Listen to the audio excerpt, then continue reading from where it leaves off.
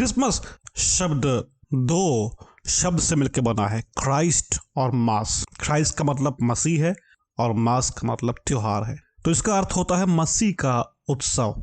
यह वाकई में संपूर्ण जहां का उत्सव है। अगर देखा जाए तो यह स्वर्ग का भी उत्सव है, क्योंकि इस दिन सभी स्वर्गीय दूतों ने स्वर्ग में प्रकट होकर के चरवाहों के सामने गीत गाए थे और बड़े आनंद का सुसमाचार उनको सुनाया था कि इस दिन बेतलहम में दाऊद के नगर में मसीह का जन्म हुआ है। तो आप यहाँ पर देख सकते हैं कि स्वर्गीय दूतों ने इस दिन को सेलिब्रेट किया था। लेकिन सवाल अब उठता है कि क्रिसमस वाकई में कब है। कुछ लोग इसे सितंबर के महीने में लाते हैं, कुछ लोग इसे जनवरी के महीने में लाते हैं और बहुत लोग इसे दिसंबर को भी लाते हैं। जैसा कि आप सब जानते हैं कि दिसंबर 25 तारीख को सारी दुनिया में क्रिसमस मनाया जाता है। मैं इस वीडियो में आपको बताऊंगा कि यीशु मसीह कब पैदा हुए थे, लेकिन उसके पहले कुछ ऐसी बातें उनसे बोलना चाहूंगा जो इस दिन को सूर्य देवता के जन्म से जोड़कर क्रिसमस का विरोध करते हैं। आप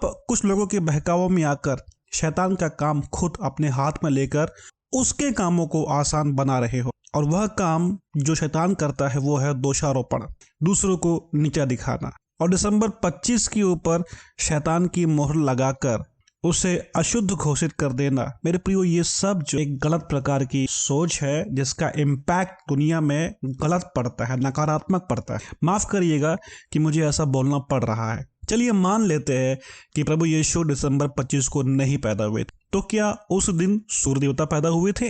देखिए, ऐसा कोई देवता कभी पैदा नहीं हुआ, क्योंकि सूर्य सृष्टि के समय परमेश्वर के द्वारा बनाया गया था और वह कोई व्यक्ति या कोई स्वर्गीय दूत नहीं है कि इंसान बनकर जन्म ले। अगर किसी प्राचीन धर्म या सभ्यता ने ऐसा कोई समय ठहराया था तो ये उनकी नादानी है, नासमझी है। लेकिन जब आप जैसे समझदार लोग 25 दिसंबर के विरोध में उठ करके यह बोलते हैं कि भाई उस दिन सूर्य देवता का जन्मदिन है और इसलिए हमें उस दिन से दूर रहना है, तो मेरे प्रियो, इतिहास में ऐसे बहुत सारे प्राचीन परंपरा और रिवाज है जो साल के हर एक दिन को किसी न किसी मनगढ़ंत देवी देवता से जोड़ देते हैं। तो क्या आप उन सभी दिनों को शैतान का दिन कहकर हर सेलिब्रेशन को बैन कर देंगे? भारत में ऐसे कितने लोग हैं जिनको उनका असली जन्मदिन याद तक नहीं है, लेकिन वे किसी डुप्लीकेट दिन को रिकॉर्ड्स में लिखते हैं और उसे मानते भी है। देखिए, मैं अपनी माँ को उस दिन बर्थडे विश करता हूँ जो उनका बर्थडे वाकई में है ही नहीं, क्योंकि उन्हें याद ही नहीं है, लेकिन उनके सर्टिफिकेट में जो डेट है उसके बेस पर मैं उनको विश करता हूँ और उन्हें बड़ा अच्छा लगता है कि जब मैं उन्हें विश करता हूँ तो उन्हें लगता है कि उनका बेटा उनसे मोहब्बत कर। अगर मैं और आप उस दिन, जिस दिन प्रभु यीशु पैदा नहीं हुए हैं, उसका बर्थडे सेलिब्रेट करते हैं, तो क्या वो आपसे नाराज हो जाएंगे और ये कहेंगे कि उस दिन सूर्य देवता पैदा हुए इसलिए तुम मुझे वो सेलिब्रेट मत करो? देखिए मेरे प्रियो, ये सारी बातें हमारे दिमाग की ख्याली उपज है। उस दिन कोई भी देवता पैदा नहीं हुआ था। मेरी आपसे विनती है कि कुछ सभ्यताओं के काले झूठ को अपने हरकतों से सत्य की मोहर लगा करके दुनिया के सामने पेश मत करो, क्योंकि जब आप ये कहते हो कि उस दिन सूर्य देवता पैदा हुए थे तो आप जाने अनजाने में उन सभ्यताओं के काले झूठ को सही साबित कर रहे हो दुनिया के सामने। ऐसा मत करिए। अब मान लीजिए कि दुनिया का सबसे बड़ा खूंखार और बुरा आदमी जिस दिन पैदा हुआ है उसी दिन आपका कोई अपना पैदा हो गया, तो क्या आप उस अपने का बर्थडे नहीं मनाएंगे या उस बर्थडे को महत्व नहीं देंगे, या आप कहेंगे कि भाई उस दिन वो खूंखार आदमी पैदा हुआ है इसलिए उस दिन को हमें बैन करना है? ध्यान दीजिए कि आपके अपने का उस दिन पैदा होना जिसमें बुरा आदमी पैदा हुआ था ना ही उस दिन को बुरा बनाता है और ना ही आपके अपने के बर्थडे सेलिब्रेशन को कोई हानि पहुंचाता है। तो फिर क्रिसमस के प्रति ये बेरुखी क्यों? विरोध की भावना को अपने मन से निकाले और रोमियो की पत्री 14 के 6 अध्याय को ध्यान से पढ़िए, जहां ऐसा लिखा है, जो किसी दिन को मानता है वह प्रभु के लिए मानता है। अगर आप नहीं मानते तो ठीक है, पर जो मानता है उन्हें शैतान का कहना और नीचा दिखाना हमें बंद करना चाहिए, क्योंकि उसी अध्याय के 10 में ऐसा लिखा है कि तू अपने भाई पर क्यों दोष लगाता है, या तो फिर क्यों अपने भाई को तुच्छ जानता है। मेरे प्रियो, ऐसा मत करिए। क्या जो क्रिसमस मनाता है वह शैतान की पूजा करता है? क्या वह उस दिन यीशु मसीह के अलावा सूर्य देवता को बड़ा करता है?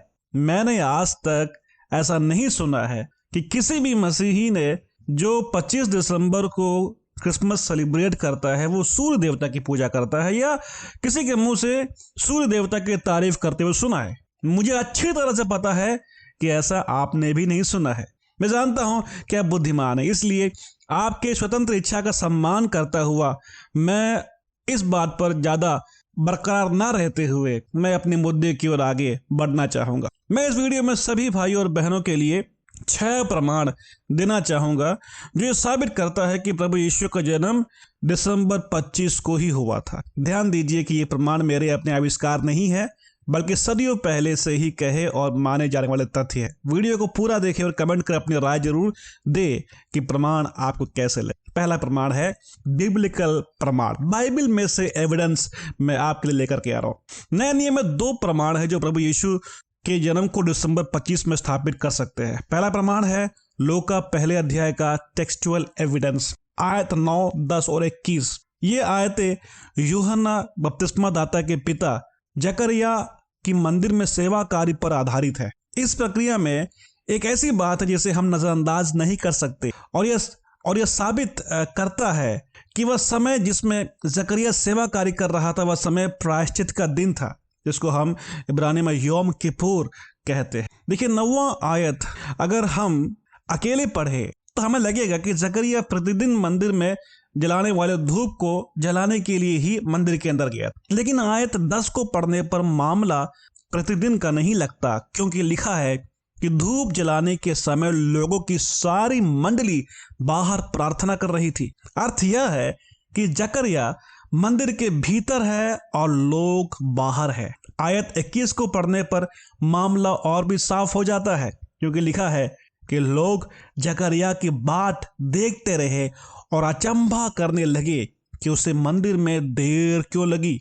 मतलब साफ है कि जकरिया मंदिर में अंदर पूरी तरह से अकेला ही था और बाकी सभी लोग, यहां तक कि बाकी सारे याजक भी बाहर ही थे और उसका इंतजार कर रहे थे। देखिए, ऐसा प्रतिदिन के धूप जलाने के समय नहीं होता है। ऐसा सिर्फ तब होता है जब प्रायश्चित का दिन हो। लेवी व्यवस्था की पुस्तक 16 के 17 में लिखा है, जब हारून प्रायश्चित करने के लिए पवित्र स्थान में प्रवेश करे, तब से जब तक वो अपने और सारे घराने और इस्राएल के लिए प्रायश्चित करके बाहर ना निकले, तब तक कोई मनुष्य मिलाप वाले तंबू में ना रहे।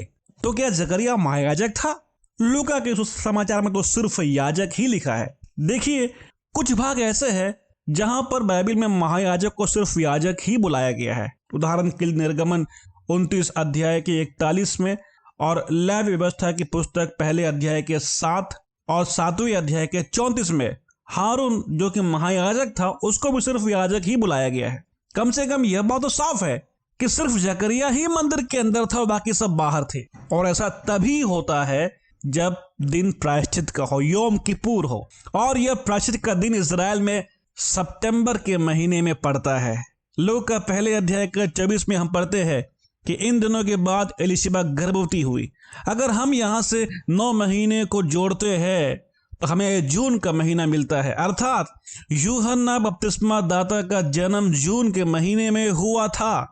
लूक पहले अध्याय के 26 में लिखा है कि जकरिया की पत्नी एलिशिबा के गर्भ के 6वें महीने जिब्राइल स्वर्गदूत मरियम के पास भेजा गया।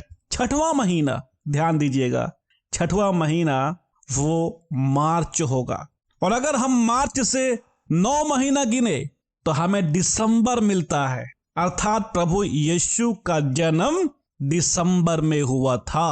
बाइबल के अंदर देखिए दूसरा प्रमाण भी लूका के इसी अध्याय से ही मिलता है। लूका 1 के 5 में पढ़ते हैं, जकरिया अबिया के दल का एक याजक था। और 8 और 9 आयत में हम पढ़ते हैं कि जब वो अपने दल की पारी पर परमेश्वर के सामने याजक का काम करता था, तब याजकों की रीति के अनुसार उसके नाम पर चिट्ठी निकली कि प्रभु के मंदिर में जाकर धूप जलाए।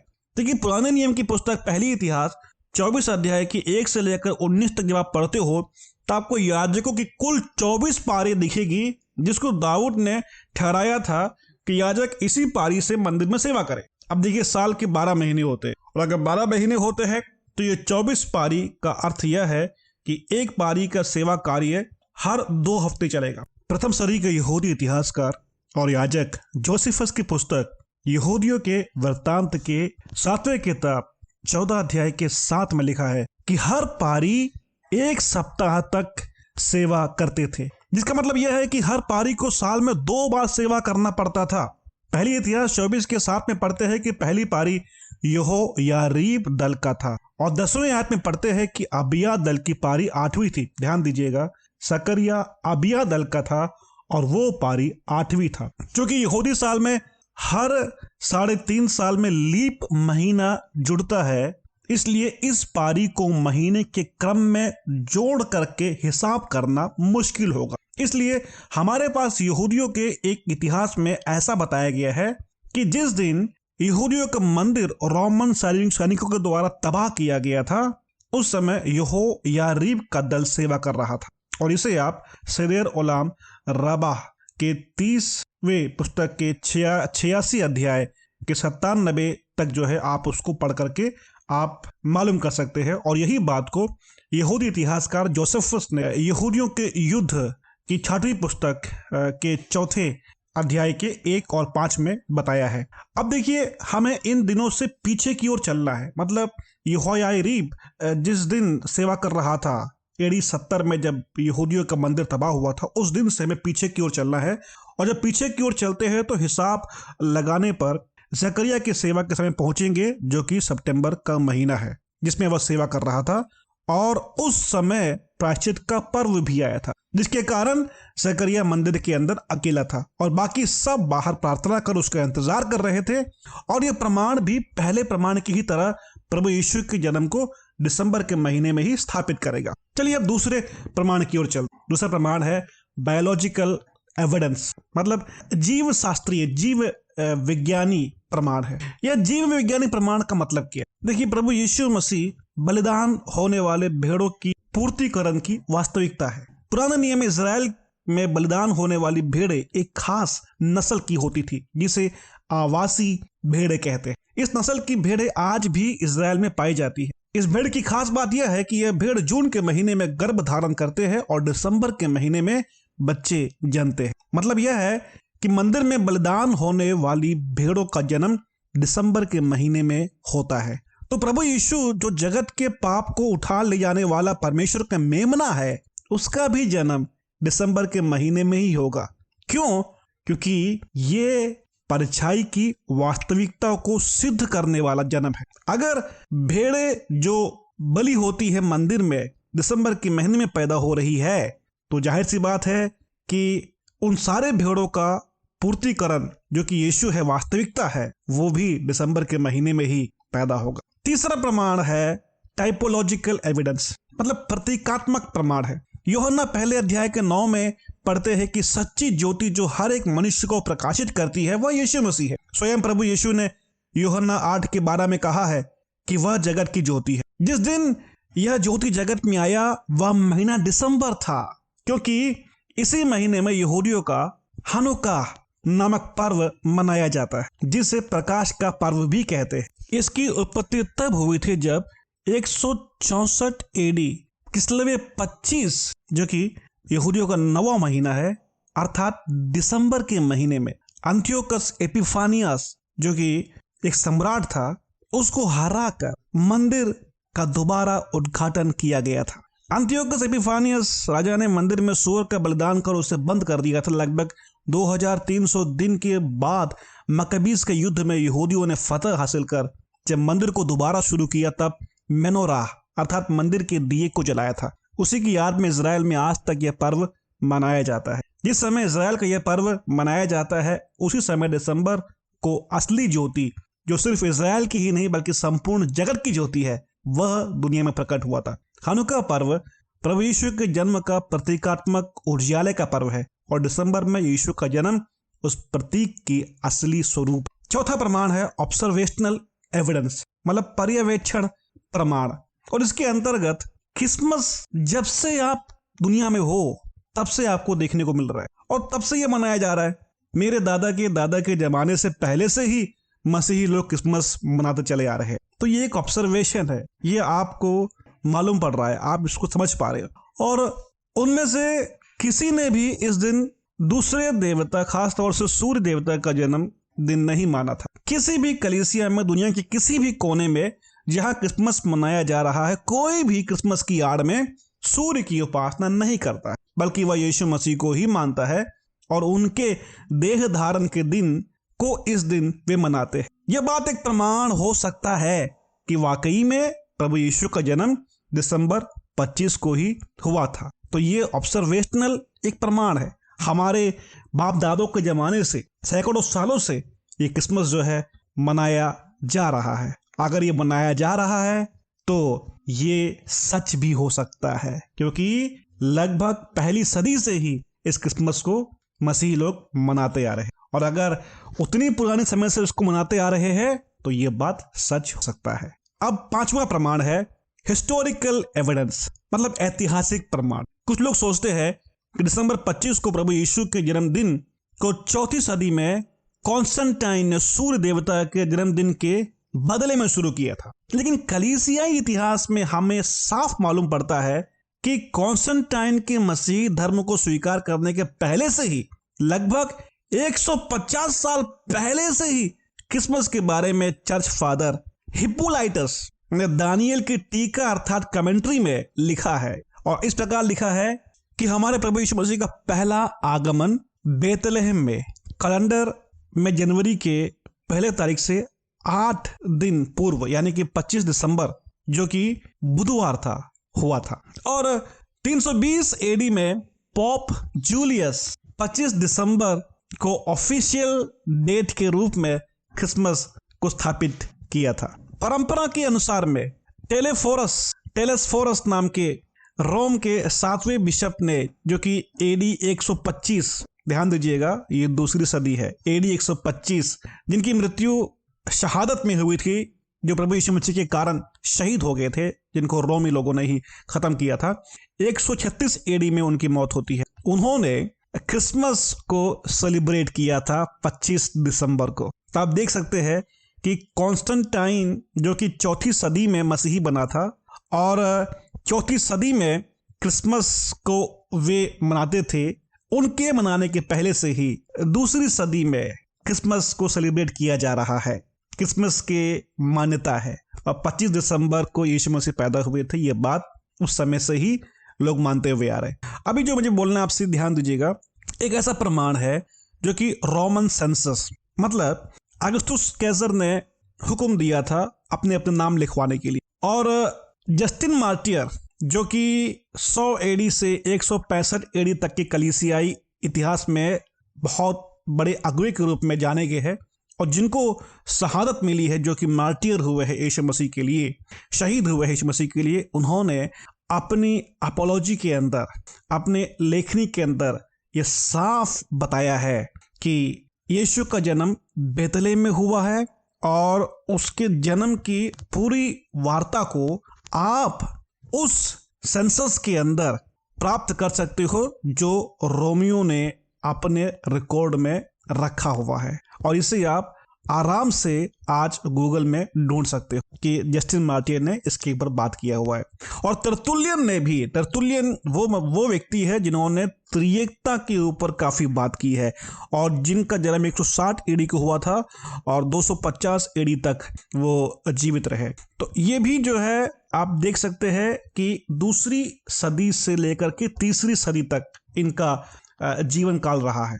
तो इन्होंने भी इस प्रकार से बताया है, जो कि इनकी एक किताब थी मार्सियन के खिलाफ में लिखी गई बातें, और उसके चौथे किताब में 7वें आयत में इन्होंने भी ये साफ बताया है कि यीशु मसीह का जो जन्म की जो वार्ता है वो रोम की लाइब्रेरी में रखा गया है, अभी भी रखा है। तो आप देखते हैं कि जस्टिन मार्टियर और तरतुल्यन ने जो है यीशु मसीह के जन्म के सबूत को रोम की लाइब्रेरी में सेंसस के अंदर दर्ज बताया है। और उसी सेंसस का जो रिकॉर्ड है, Cyril of Jerusalem, Cyril of Jerusalem, जो कि 4वीं सदी के एक प्रभु के सेवक थे, अगुवे थे, उन्होंने यीशु मसीह की जन्म की तारीख को उसी सेंसस के अंदर से, उसी रोमन के लाइब्रेरी में जो ये दर्ज किया वो रिकॉर्ड था, उसी रिकॉर्ड के अंदर से हासिल किया है और कहते हैं कि दिसंबर 25 ही यीशु मसीह का जन्मदिन है। तो आप देखिए कितना बड़ा प्रमाण इतिहास के अंदर हमारे पास मौजूद है। अब जॉन क्रिसोस्टम, ये भी कलीसियाई अगुवे थे और इनको तो सोने की जुबान का नाम दिया गया है, गोल्डन टंग के रूप में इनको जाना जाता है, क्योंकि ये उतने जबरदस्त प्रचारक थे मसीह के। और इन्होंने अपने एक प्रचार में, जो कि इन्होंने दिसंबर 20 को दिया है, और उस प्रचार का नाम जो है इनकॉम्प्रिहेंसिबल नेचर ऑफ गॉड, और उसका 6वें किताब के 30वें आयत में जो है आप उसको इस बात को आप देख सकते हैं, जिसमें वो कहते हैं कि यीशु मसीह शरीर में वो दिसंबर 25 को ही आए थे, यानी कि यीशु मसीह का जन्म दिसंबर 25 को ही हुआ था। और अभी मैं आपसे सेंट जेरोम के बारे में बताऊंगा। जो सेंट जेरोम है, ये ऐसे कलीसिया अगुवे हैं जिन्होंने इब्रानी बाइबल की लतीन भाषा में अनुवाद किया था, जिसको वल्गेट के नाम से हम जानते हैं, वल्गेट्स के नाम से। तो काफी बुद्धिमान और काफी ज्ञानी और रिसर्चर थे, इतिहासकार कह सकते हैं नहीं आप। तो इन्होंने इस प्रकार से साफ बताया है अपने एक प्रचार में, उस प्रचार का नाम था द नेटिविटी ऑफ जीसस, और उन्होंने ऐसा बताया है कि हम अपने अगुओं की ओर से, जो कि पतरस और पौलुस थे, इस परंपरा को पाते हैं कि यीशु मसीह का जन्म दिसंबर 25 को हुआ है। तो आप देख सकते हैं कि ये जो परंपरा है वो कॉन्स्टेंटाइन से नहीं आ रही है, बल्कि उनके पहले से ही आ रही है। और जेरोम कहते हैं कि ये परंपरा हमें हमारे अगुवे पतरस और पौलुस से मिला है कि यीशु का जन्म दिसंबर 25 को हुआ है। तो ये एक सुनिश्चित बात है, एक स्थापित बात है। और मेरे प्रियो, ये कोई सूर्य देवता का अवतार नहीं है, बल्कि सूर्य देवता के सिद्धांत बनने के पहले से ही कलीसिया के अंदर मसीही लोग 25 दिसंबर को यीशु मसीह का जन्मदिन मनाते आ रहे हैं। और अभी मैं इतने सारे प्रमाण को बोलने के पश्चात में ऐतिहासिक प्रमाण से मैं विराम लूंगा और अब आगे बढ़ूंगा 6वें प्रमाण की, जो कि है मैथोलॉजिकल एविडेंस के अंदर मैं जो आपसे बोलने जा रहा हूं वो इस प्रकार से कि रोम के सम्राट ऑरेलियस ने सन 274 में पहली बार सोल इन्विक्टस, देखिए जिसका मतलब होता है अपराजित सूर्य देवता का त्योहार, सोल इन्विक्टस, और इस त्योहार को उन्होंने दिसंबर 25 में रोम का आधिकारिक उत्सव के रूप में घोषणा किया। देखिए उसके पहले यानी कि 274 एडी के पहले ये जो त्योहार है अगस्त 28 को मनाते थे, लेकिन इस ऑरेलियस सम्राट ने जानबूझकर क्रिसमस के दिन, जो कि 25 दिसंबर था, सोल इन्विक्टस नाम के त्योहार को उन्होंने स्थापित किया। क्यों किया? क्योंकि दिसंबर 25 को मसीही लोग पहले से ही क्रिसमस को मनाते हुए आ रहे थे, और उस दिन उन्होंने राजनीतिक पैतरे को इस्तेमाल किया क्योंकि वे मसीहियों से नफरत करते, और सोल इन्विक्टस को उन्होंने दिसंबर 25 को, जो कि यीशु का जन्मदिन था, उस दिन ला करके सूर्य देवता के त्योहार को स्थापित किया। और हम लोग हैं कि आज इस प्रकार से कहते हैं कि सूर्य देवता तब पैदा हुए थे, लेकिन इतिहास गवाह है कि रोम के अंदर सूर्य देवता का त्योहार कभी भी 25 दिसंबर को 274 एडी के पहले नहीं मनाया गया है। तो बात साफ यहां पर है कि अन्य जाति त्योहार को हम लोगों ने, मसीही लोगों ने अपने ऊपर नहीं लिया है, बल्कि रोमन के लोगों ने मसीही त्योहार को अपने त्योहार के ऊपर लिया है। मेरे भाइयों और बहनों, मैंने अब तक आपके पास कुल 6 प्रमाण को रखा है जो ये साबित करता है कि प्रभु यीशु का जन्म 25 दिसंबर को हुआ था। उसके अलावा प्रारंभिक कलीसिया इतिहास में प्रभु यीशु को मरियम ने 25 मार्च को गर्भ धारण किया था करके बोलते हैं, और ऐसा प्रमाण कलीसिया इतिहास के अंदर मौजूद है, जो कि सेंट आइरेनियस के द्वारा हमको पढ़ने में मिल सकता है। लेकिन समय की कमी के कारण मैं अभी उन सब बातों में नहीं जाऊंगा, बल्कि मैं अपने प्रमाणों को यहाँ विराम लगाऊंगा और आपसे इतना कहूंगा कि अगर यीशु मसीह का गर्भ धारण मरियम ने 25 मार्च को किया है तो 9 महीना जोड़ेंगे तो एग्जैक्टली दिसंबर 25 ही तारीख हमको मिलता है। तो प्यारे मसीही, आइए हम प्रभु यीशु की महिमा करें और एक दूसरे के खिलाफ में विरोध को उगलना बंद करें और जो इस त्योहार को मनाते हैं उनका आदर करें और परमेश्वर के नाम की महिमा करें। देखिए, अगर आपके मन में ये सोच है कि दिसंबर का महीना ठंड होता है और भेड़े उस समय कैसे बाहर रह सकती है, जब चरवाहों के सामने स्वर्गदूत ने दर्शन दिया था तो हम पढ़ते हैं कि चरवाहे बाहर भेड़ों की पहरा दे रहे। तो ये आपके दिमाग में एक सवाल हो सकता है, लेकिन मुझे आपसे कहना है, यकीन मानिए कि भेड़े आराम से ठंड में रह सकते हैं क्योंकि उनके ऊन होता है, वे आराम से रह सकते हैं। और वैसे भी आवासी भेड़ें दिसंबर में ही बच्चे जनती है और इसलिए चरवाहों को उनके पास होना जरूरी है। तो इसलिए भेड़ों का सिद्धांत जो है किसी भी तरह से, किसी भी एंगल से दिसंबर 25 को यीशु पैदा हुए तो नहीं काटता है। प्रियो, आप इस दिन को मनाए या ना मनाए ये आपके ऊपर है, पर जो इस दिन को मनाते हैं उनके खिलाफ में कृपया बोलना बंद करें क्योंकि यह खुशी का पल है और हमें प्रभु की महिमा करना है। हर मौके को प्रभु के लिए इस्तेमाल करिए। प्रभु आपको आशीष करे। मिलते हैं अगले वीडियो में। शालोम।